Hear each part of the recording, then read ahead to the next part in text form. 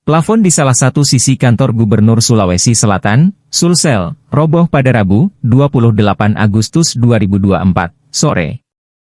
Sekitar pukul 16 WITA, plafon di bagian belakang lobi utama di lantai 2 kantor Gubernur Sulsel roboh. Untungnya saat roboh tak ada aktivitas aparatur sipil negara, ASN, di sekitar lokasi. Salah satu saksi di lokasi menyebut kejadian ini berlangsung mendadak. Pasalnya lapisan atas plafon lebih dulu jatuh menimpa bagian lapisan kedua plafon.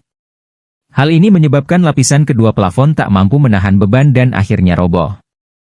Itu di atasnya kan ada plafon yang lama, itu roboh duluan dan timpa ini yang plafon di bawah. Di bawah ini kan masih baru, jelas salah satu saksi. Setelah kejadian, petugas kebersihan langsung mengamankan lokasi dan membersihkan sisa-sisa serpihan. Plafon yang masih kemungkinan jatuh dilepas mengingat membahayakan ASN. Sementara serpihan yang di lantai langsung dibersihkan petugas. Lokasi robohnya plafon ada di lantai 2 tepat di belakang lobi utama. Biasanya lokasi ini akses menuju ke ruang pola kantor gubernur dari arah lobi utama.